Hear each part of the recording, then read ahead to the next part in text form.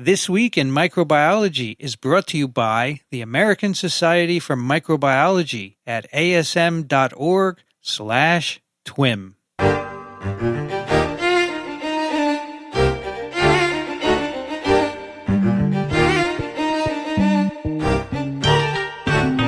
This is TWiM, This Week in Microbiology, episode 255, recorded on November 11th, 2021. I'm Vincent Racaniello, and you're listening to the podcast that explores unseen life on Earth. Joining me today from Small Things Considered, Elio Schaechter. Well, hello there. How are you? Doing well, thank you. How's Small Things Considered? Is it doing well? Doing well? Yeah, I'm still with him. Also joining us from Washington, D.C., Michele Swanson. Hello, good to be with you again. The nerve hub of the nation. And from Charleston, South Carolina, Michael Schmidt. Hello, everyone. The nerve hub of the South, right, Michael? Nerve hub of the South. No, it feels like it's winter coming in. It feels like November finally. Had to break down and turn on the heat.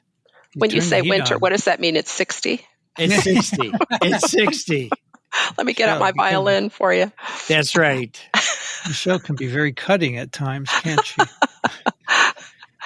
She lives in Michigan, where it goes to minus 40. We have all 4 seasons in Michigan. Yes, we do.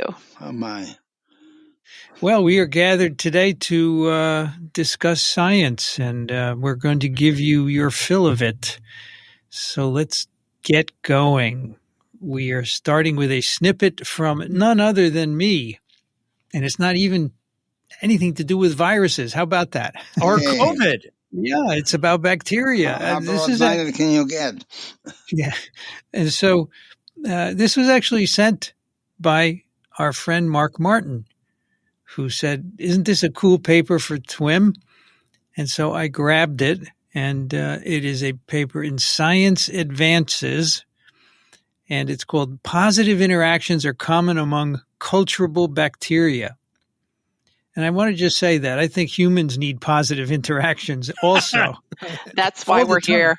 We need all the time positive interactions, and sometimes we don't, and it gets everybody into trouble. And we could use culture, too.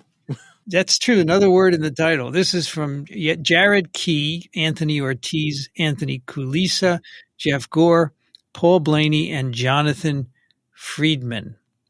And their affiliations, Massachusetts Institute of Technology and the Hebrew University of Jerusalem.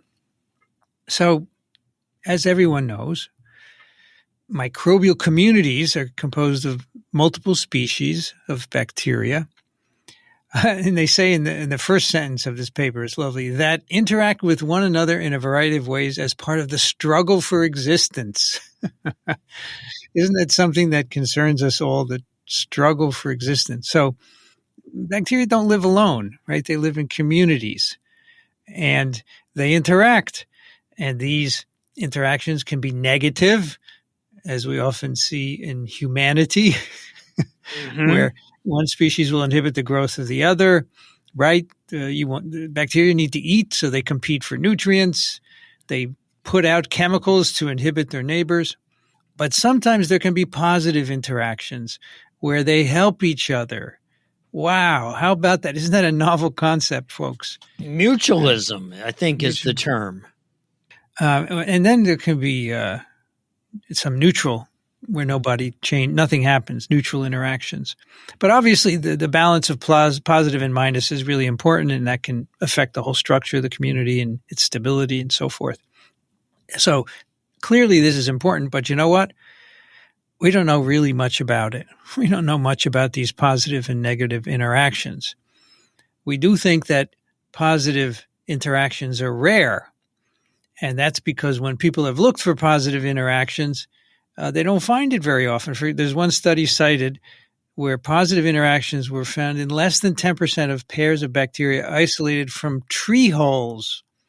Tree holes are holes in trees. And if water collects in them, they can be breeding sites for bacteria.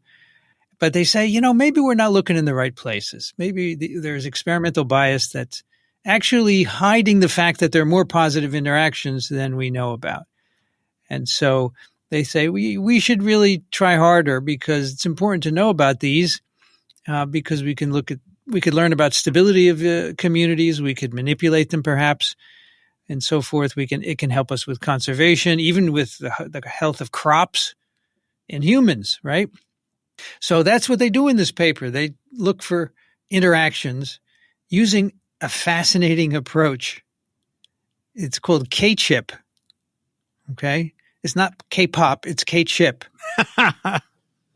K-chip, and they measured over 150,000 bidirectional bacterial co-cultures using 20 different soil bacterial strains, 40 different environments with different carbon sources and concentrations. And they do so in a high throughput manner. They use pairs of bacteria. So they will have a wild type bacterium and then a second that's been engineered to produce green fluorescent protein so that you can tell. And that's the one they measure because it's green. And it's fluorescent. You can measure fluorescence intensity. That's right. Very easy to do. So they have 20 gamma proteobacteria isolated from soil. And they selected these for phylogenetic diversity. And they co-culture each strain pair in each of 33 single carbon sources, a mixture of them, 5 of them at reduced concentration, and a no carbon control. And the carbon sources include carbohydrates, amino acids, and carboxylates. And what they measured is the effect of each unlabeled strain that is not producing GFP on the growth of the GFP producing strain in each carbon source for a total of 17,600 combinations. And each combination appears over 10 times on average in this array. And those that appeared less than 3 times, that was 3%, they got rid of them. They didn't want to talk about them. And the way they do this is quite interesting. They have droplets that they put on a microchip. That's what the K-chip is 34,000 wells, micro wells, where they could put droplets of single bacteria. And then they have a droplet next to it with the carbon source, and they mix them. They apply a little electrical current, and the drops mix, and then they do the incubation and readout. So it's high throughput. You can do a lot of interactions with this, and they're growing them in very tiny wells. For our older members, some of you may remember this as the biolog technology that was done with microtiter plates that used a similar concept. And if you still have one of those systems lying around your lab, you can literally replicate this. You don't necessarily need to go out and get a K-chip, other than you'd have to use many, many more microtiter plates. But the idea is still the same. You're effectively assessing for growth by looking for things going up or down or not at all. Right. All right. So here's how they did this work. The effect. So again, the effect of the unlabeled strain on the labeled strain is positive if there's a yield increase compared to monoculture where they grow the labeled bacterium on its own. So that's positive. Or negative, there's a decrease compared to monoculture, of course, 0 if there's no effect. So sometimes there's no effect. So what they're measuring is growth yield, not growth rates actually, but growth yields. So guess what? Positive interactions are common. I'm glad to hear that. That's right. Despite what we thought, and at least among on TWiM. You know, the bacterial world, you just got to love it. Positive interactions are common. Over 40% of co-cultures that contained at least one strain facilitated the other's growth. And this is interesting. More than half of these occurred within a parasitism. Right? A parasitism is one bacterium taking away from the other. 22% parasitisms, 14% commensalisms, and where they're just there, and 5% mutualism, where they're helping each other. Also, they found negative interactions, 35% competitions and 18% amensalisms, and very few were neutral. They called them neutralisms. 6% were neutralisms. So positive interactions are the rule, and we shouldn't be surprised because we just weren't able to measure them before, right?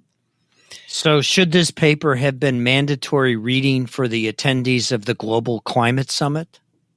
I think so, but they wouldn't get it. They would say they're bacteria. Who cares how they behave? We're humans. We're so superior, right? That's what they would say. They're missing the point, though. That's what this paper is really driving home.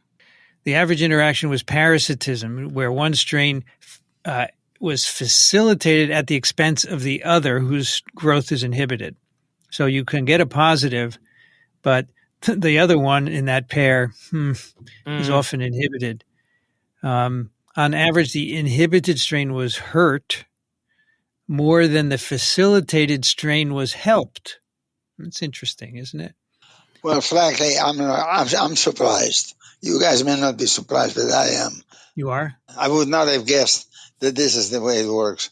I thought that the negative interactions are more abundant than positive interactions. Interesting. Michael, did you have any thoughts? I would have thought I was pleased that positive interactions were the rule rather than the exception, because I think that opens up the whole concept of expanding niche theory, where the role of the microbes is to expand their environment, and this cooperation, if you will facilitate them and drive the selection and evolution that is driving microbial diversity. The microbes have diversified greatly because if negative interactions were the rule, we would have expected a much less complex community that we're seeing after billions of years of evolution.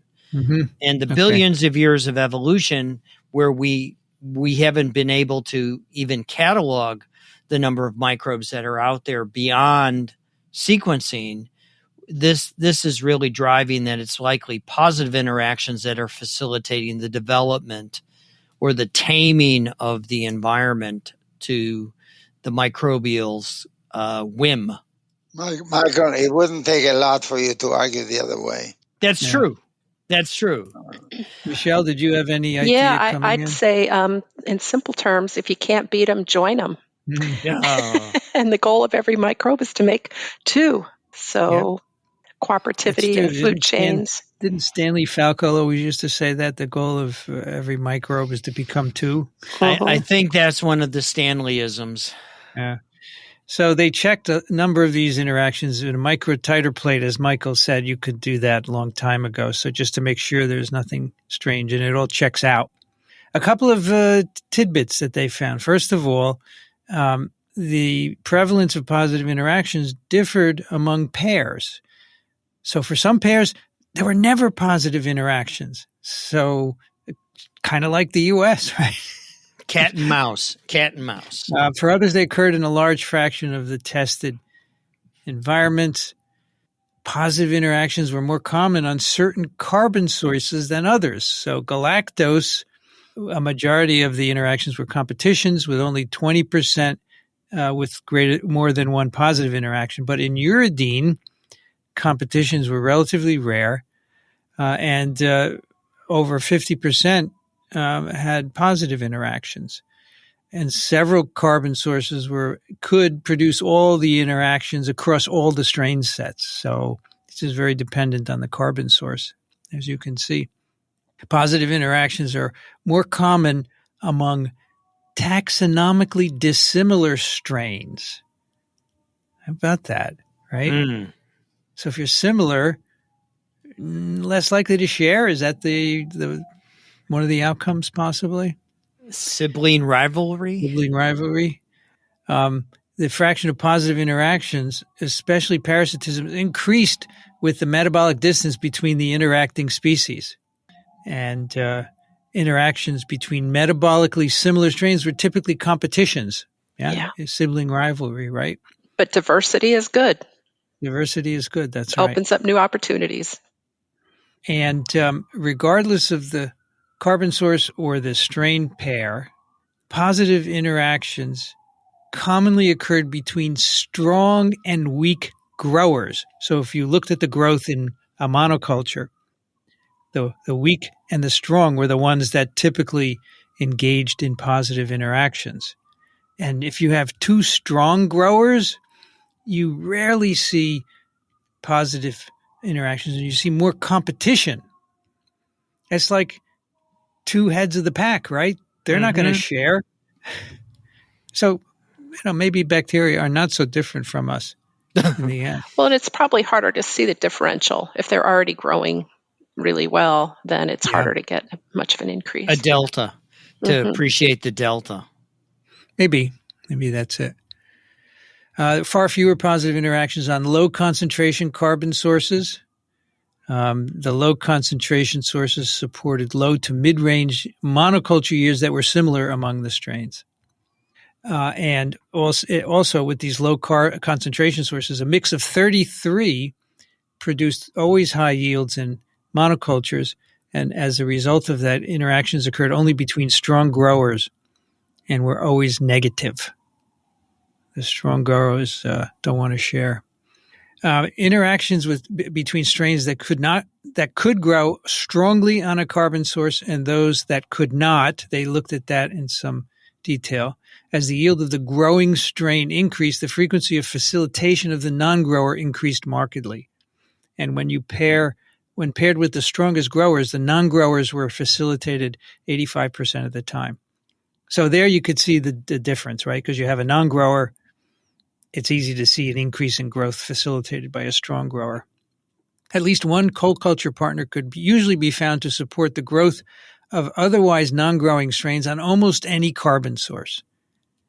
They found 125 cases of that. And in contrast, they only found 21 cases of a given source never supporting the growth of a given strain despite its co-culture with any partner strain.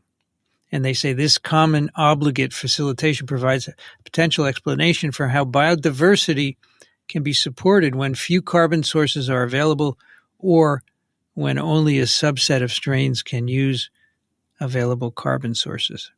So to summarize, mutualism's pretty rare, 5%. The commensalism, so mutualism where both ends would benefit. I didn't see that very often. Commensalism's 12%, parasitism's 18%, accounted for the majority of cases for these interactions. They also say, and this is quite interesting, our results are consistent with predictions of theories such as the Black Queen hypothesis, which asserts that interspecies cross-feeding of leaky public goods is evolutionarily selected for, right? It's interesting as opposed to the Red Queen hypothesis. They also conclude that positive interactions appear to play a dominant role in driving community properties like resistance to invasion and productivity, and in supporting microbial diversity. So they also say that there are limitations to this work, of course, because they only looked at certain two taxonomic orders from topsoil, right? They only chose strains that grow on minimal medium, and they grew them all first on glucose as the sole carbon source before actually doing the experiment. And also all the carbon sources were soluble, and we know that many bacteria use insoluble compounds like polymers and so forth. And so they said we should do more of this work because we'd like to see if these extend to other bacteria. It would be interesting to look at gut bacteria of humans, right? Or rabbits or whatever, and see if similar things We have the happen. technology to do it now, huh? We now have the technology. So the last sentence is, I always like to look at the last sentence in a paper. These rules, so they've made a set of rules governing these interactions, deepen our understanding of microbial community ecology and are crucial to enable the efficient design and control of beneficial microbial communities. So I guess if you're going to design a microbiome, you should take these things into account, right? Yep. Absolutely. And in fact, we're approaching that point in the semester where students who are taking ecology are probably discussing the red queen hypothesis and the black queen hypothesis. And simply the red queen hypothesis, if you're not familiar, suggests that species need to constantly evolve in order to survive, while the black queen is the opposite hypothesis, or reductive evolution, which suggests that in some cases gene loss is driven by natural selection instead of genetic drift. And that's going to take us to our paper today. Wow, what a segue. Well, I thought you'd enjoy that. I mean, it dawned on me as I was reading these two papers with the red and the I always the red queen and the black queen hypothesis. I think if you haven't taken an ecology class, it's one of the classic things that's taught, and it's interesting, especially as we move into today's paper. All right, and Michele Swanson will let us know about the second paper. Yes, it's titled Acquisition of Yersinia Mirin Toxin Enabled Yersinia pestis to Expand the Range of Mammalian Hosts that Sustain Flea-borne Plague. And this is from David Bland, Adelaide Marinahara, Christopher Bozio, Jeanette Calarico, and Joseph Hinnebusch. And they work at the Rocky Mountain Lab, which is part of the National Institutes of Allergy and Infectious Disease of the NIH, out in lovely Hamilton, Montana. And it was published in October in PLOS Pathogens, so it is open access. So, Yersinia pestis is the topic, best known as the agent of Bubonic Plague. So this is the cause of one of the world's really deadliest epidemics. In the 1300s, it's estimated to have killed 100 to 200 million people in Asia, Africa, and Europe. And it hasn't gone away. CDC published in 2015 a paper in MMMR that showed during the period from 2001 to 2012 in the U.S., we typically get between 1 and 17 cases of plague. And this is a rare, but it can be life-threatening disease. People typically get it when they're bitten by a flea. But we know that the plague bacterium can circulate among wild rodents and flea vectors. And typically this is in rural, semi-rural areas in the western U.S. So what is interesting is that, and I should say that when the flea bites a person, the bacteria then are regurgitated into the tissue, and they can translocate to the lymph nodes and grow there, and they cause these big swollen. What would you call them? Glands, swollen glands. Swollen, gland, which are called buboes. And so that's where the term bubonic plague comes from. But it can also get into the bloodstream, and then, all hell breaks loose, and it can cause fatal disease. But what's interesting is this awful pathogen is actually relative youngster. It emerged about 6,000 years ago from its progenitor, Yersinia pseudotuberculosis, which causes gastrointestinal disease. So typically stays in the GI tract. It's surely an unpleasant experience, but it's self-limiting, and you're not going to die from it. So the Hinnebusch lab has been studying the evolution of Yersinia pestis, its emergence from this more contained GI bug, Yersinia pseudotuberculosis. And actually in 2014, we discussed on TWiM episode 80 that they had figured out only 5 genetic changes equip pseudo-TB to then be transmissible by a flea blood meal. So that is the question that this paper really gets at. What are the changes? What are the fitness traits that allow pestis to survive in the flea gut? Because that is the vector that then can transmit it from one mammal to another. So today we're going to focus on a toxin. It's called Yersinia Mirin toxin, or YMT, and it's encoded on a plasmid that can be acquired by horizontal transfer. So it can jump from one bacterium to another. And this toxin encodes phospholipase D, an enzyme that previous studies show acts actually inside the Yersinia. So it's not like it's secreting this toxin to do damage in the flea gut. It's increasing the fitness of the bacterium by some other means. And we also found, or people had published previously, that strains that don't have the toxin are just as virulent as wild type in a mouse model of bubonic plague. So this YMT toxin had not gotten that much attention. But laboratories had found that Yersinia pestis requires this toxin to survive in fleas, but it depends on whether the blood meal came from a brown rat or what we'll talk about today, a mouse or human or a black rat. So that's kind of the punchline here. And this really was motivated by a discrepancy that the Hinnebusch lab had noticed in the literature. One group had found that this YMT toxin is required for pestis to survive in the gut of fleas.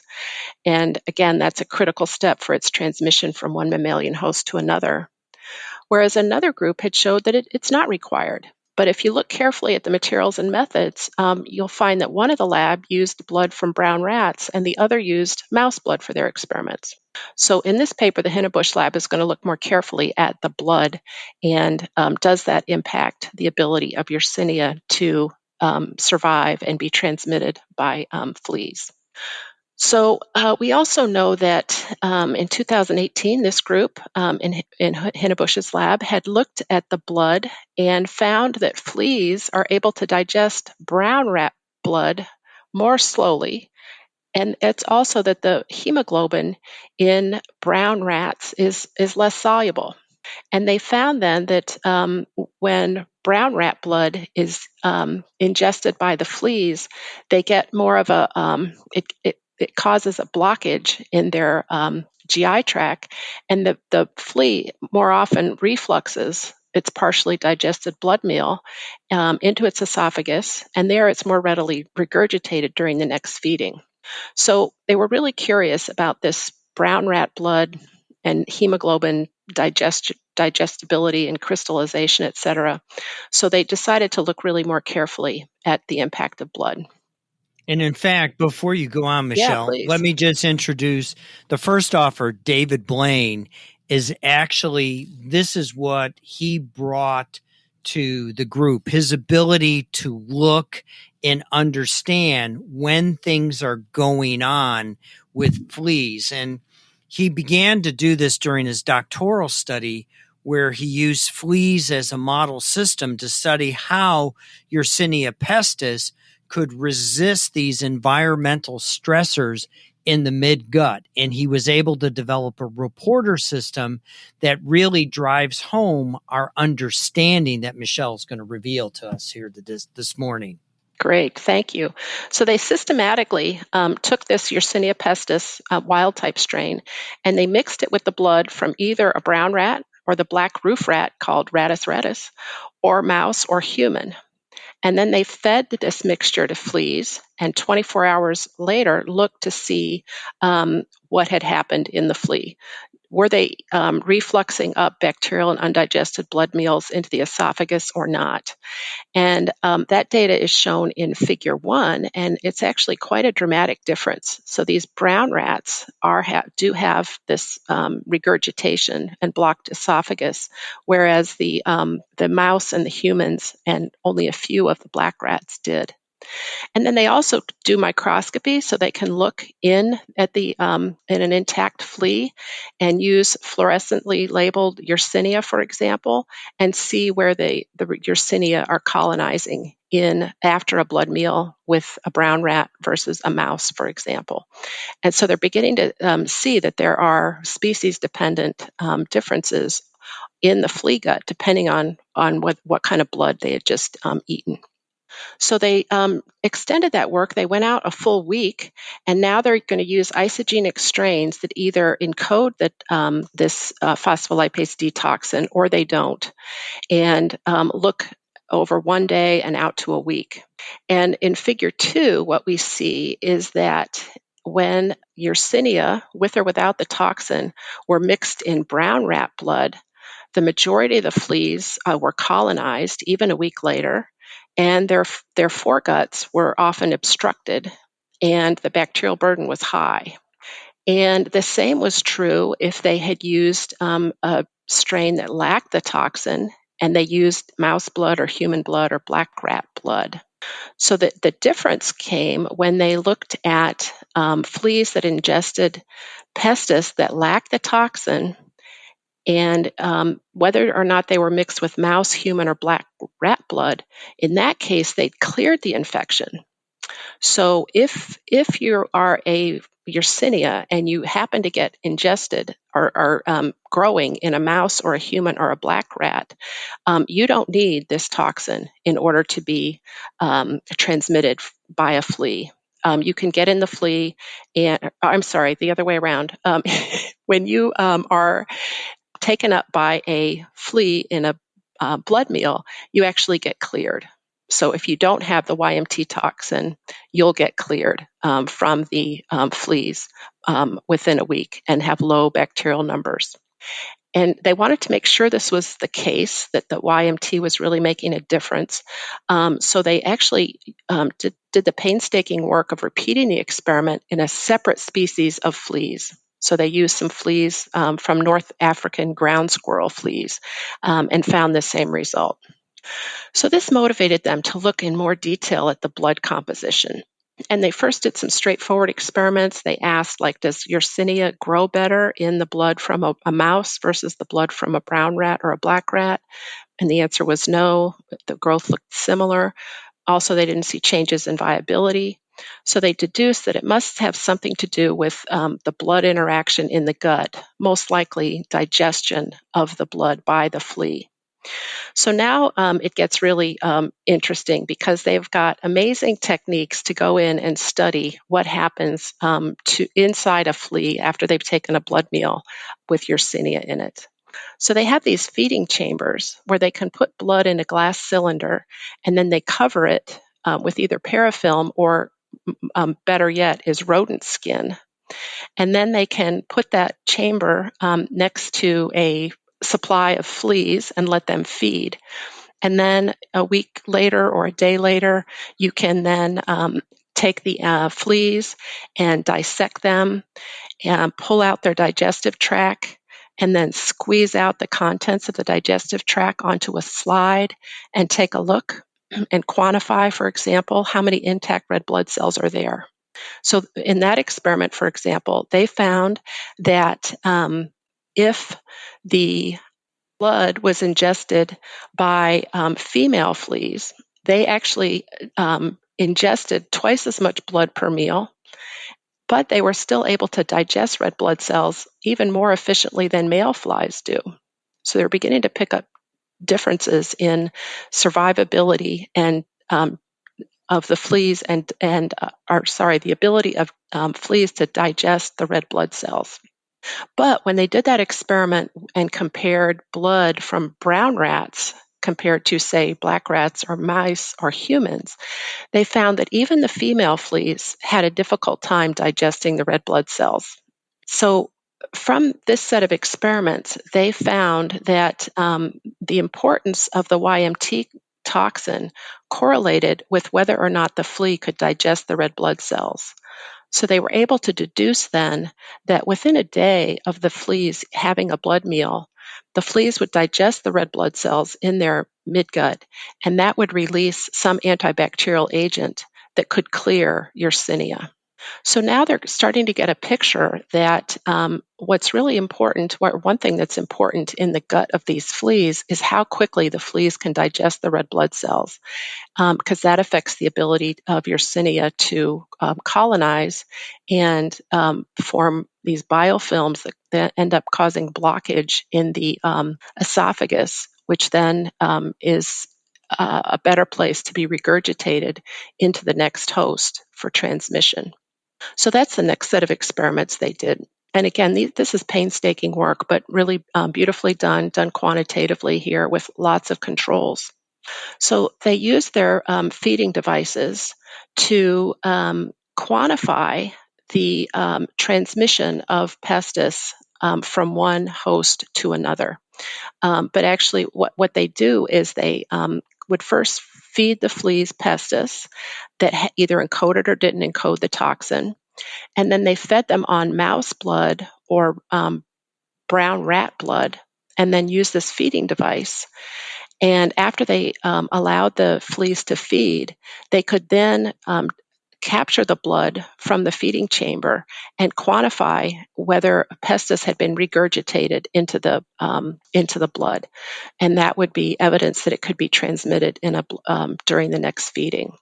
So what they found 3 days later is that the Pestis that lacked the toxin were present in fleas infected with blood from brown rats, but not mice.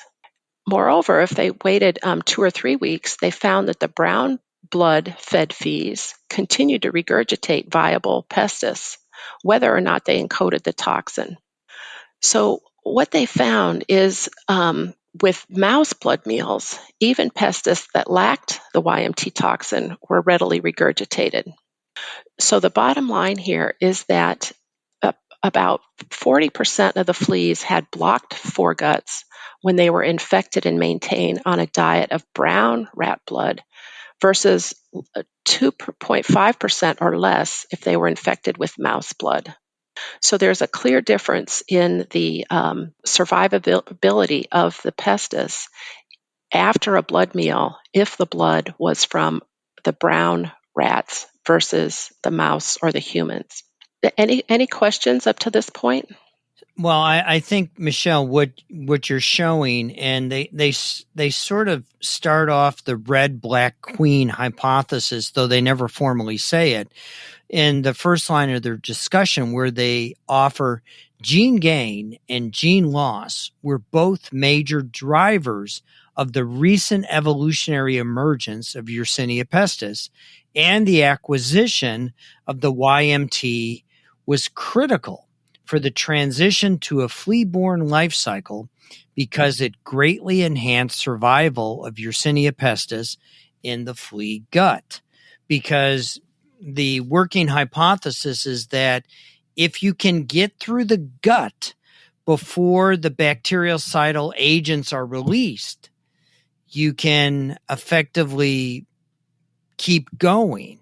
Whereas if the bactericidal agents come out, it'll effectively take them out and you won't be able to transmit to another host to get, to effectively jump from a rat to a human or a human to a mouse, or effectively using the flea as your intermediary. Right, because what you're getting at is once they're taken into the blood meal, it takes time for the bacteria then to form these aggregates with the poorly digested red blood cells and kind of biofilm-like structures that are up in the foregut, and then they're more easily regurgitated.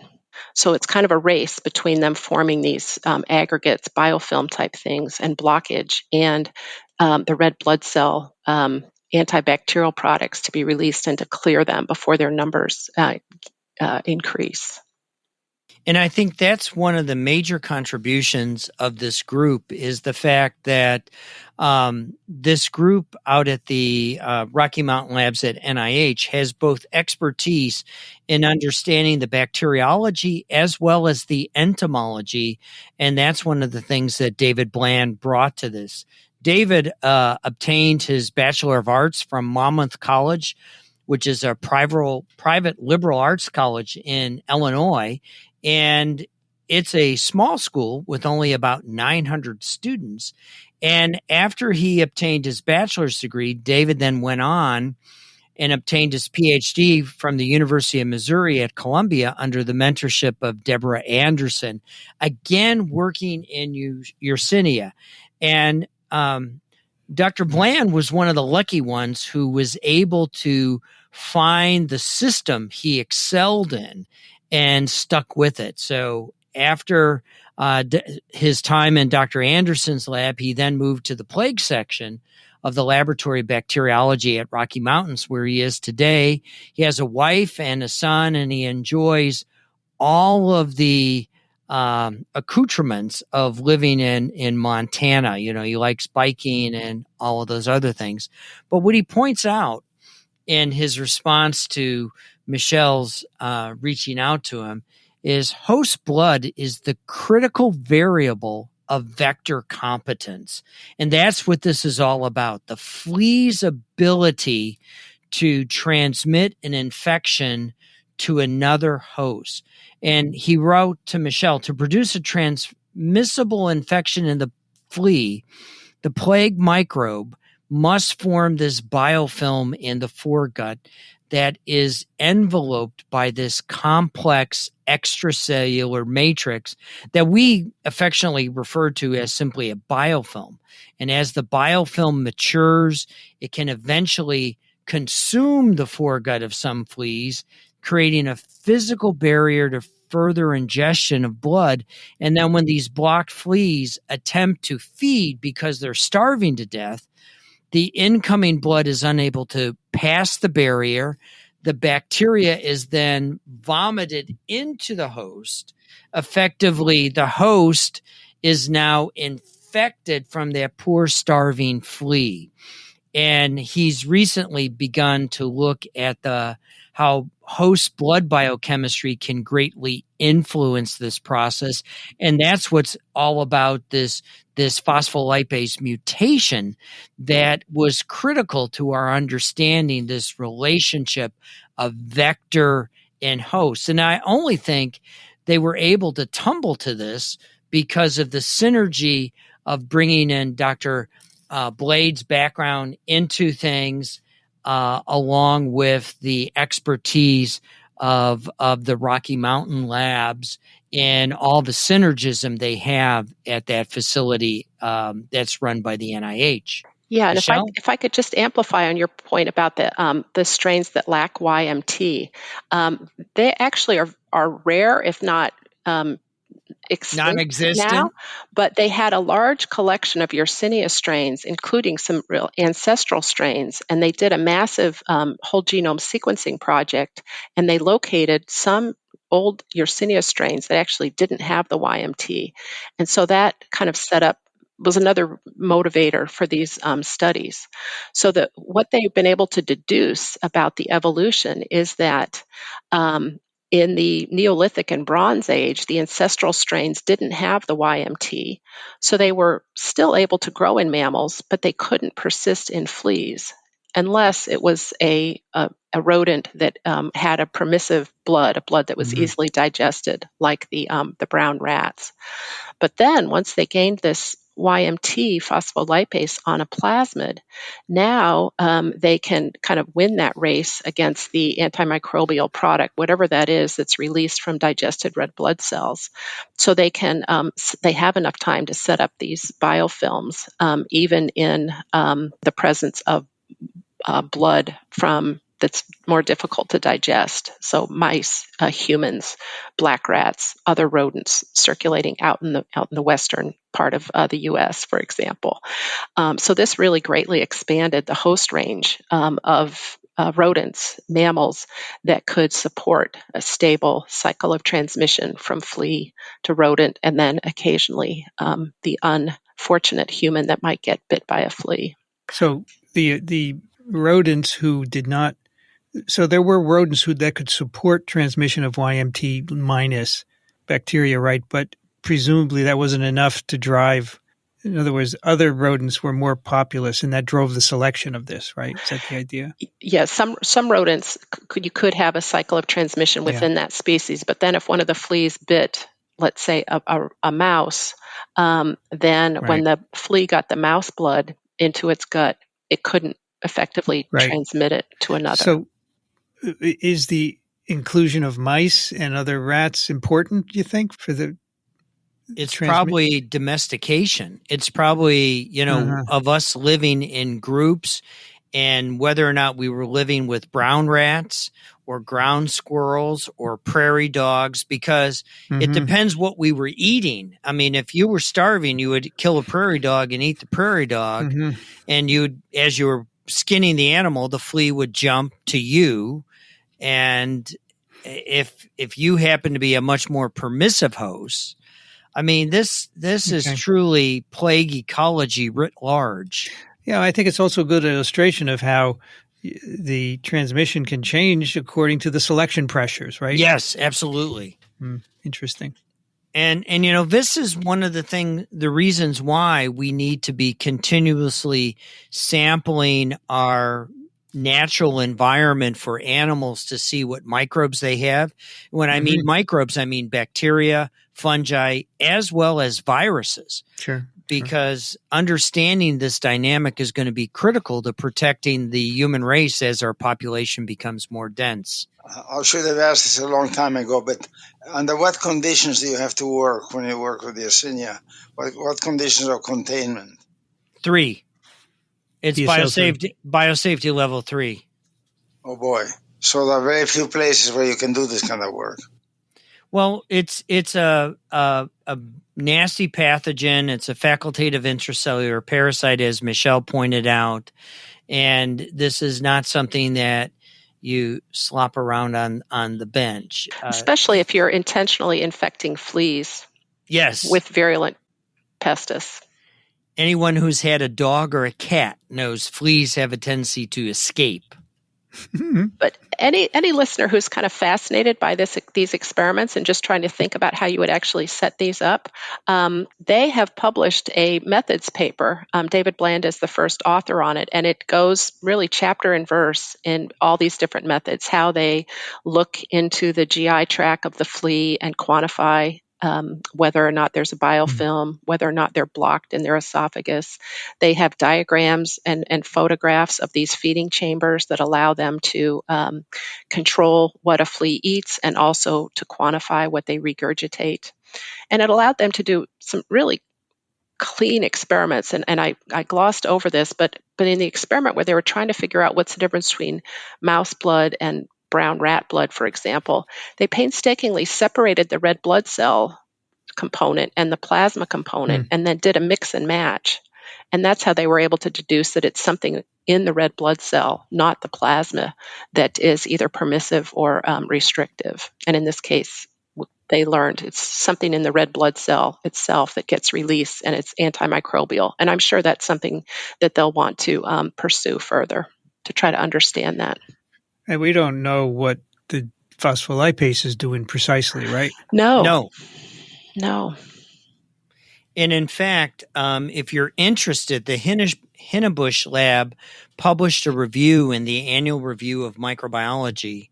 It's entitled Fleaing, the Plague Adaptation of Yersinia pestis to its Insect Vector that Led to Transmission. And this is in 2017, and I'll put that into the show notes for you.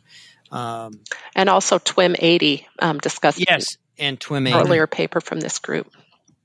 Vincent, when you were out at Rocky Mountain, did you happen to run into the Hinnebusch folks when you were there? I did. I spoke with Joe. I sat down in his lab with him, and he talked about these experiments because we had just done this TWiM episode, and this whole idea that they have to block the flea and they have to regurgitate. It was just fascinating to me. He and they're talked all tiny, about these fleas. Yes. I mean, we think about a mouse, how tricky that is. Imagine studying the GI tract of a flea. But they've got beautiful images in all their papers, fluorescent images of the anatomy and where those bugs actually are. Yep. Well, thank you. And any more color from you, Michael? Nope. That's it. All right. Well, in that case, that's it for this episode. I was waiting for more experiments, but I guess we were done. But I think figuring out what the phospholipase does is probably on their radar, right? Oh, I'm sure. Yeah. They'd like to know. And the bactericidal products that are released due to the digestion of the red blood cells. I mean, they talk a little bit about that in their narrative about the trypsin-like factors, and they have published on a transcriptome analysis in the past, and so there's much more to this story. This is just a teaser for you to go and to look into more of what this group has to offer. All right, so let me just get one more thing straight before we say goodbye. So currently, there are just very few infections in the U.S. They're from prairie dogs, for example, right? Principally, and plague hasn't crossed the Mississippi as yet. Okay, and those are flea-borne still, right? Yes, flea-borne. Okay, and then the other kind, the pneumonic. What's the story there? Yeah, if it gets into your lungs, then you can, spew contaminated droplets and spread it then by the airborne route rather than a flea. So that's called pneumonic plague. So that can be initiated by a flea bite, and then you would be spewing out infectious droplets that you'll pick up, inhale, and your macrophages pick them up. And since they're facultative intracellular parasites, the macrophages actually house them as they're sitting in your lung. They avoid our immune surveillance system, and they release the hounds from hell, and you succumb to the infection pretty quickly from pneumonic forms of the disease. The last pneumonic plague, I think, the last cases in pneumonic plague, I think, were in India. Mm-hmm. And we haven't had any recent reports unless I heard of a case that was in China, but I never remember hearing any follow-up to know whether or not pneumonic plague was in China or not. The other risk to humans, hunters in particular, is if they kill an animal that is infected, and then during the cleaning of the preparation of the meat, if they get contaminated blood in an open wound, they could get blood transmission. Okay. All right. That's TWiM number 225. Sorry, 255. TWiM 25. I don't want to demote us. TWiM 255. Show notes are at microbe.tv/TWiM. If you want to send us a question or comment, TWiM@microbe.tv. If you'd like to support us because you like what we do, make you feel good to support us, TWiM, microbe.tv/contribute. Michele Swanson's at the University of Michigan. Thanks, Michele. Thank you. Good to be with you. Elio Schaechter has left, but he's at the blog Small Things Considered. You should check that out. And Michael Schmidt's at the Medical University of South Carolina. Thank you, Michael. Thank you, everyone. I'm Vincent Racaniello. You can find me at virology.ws. I'd like to thank the American Society for Microbiology for their support of TWiM and Ronald Jenkins for the music. This episode of TWiM was edited by Ray Ortega. Thanks for listening, everyone. We'll see you next time on This Week in Microbiology.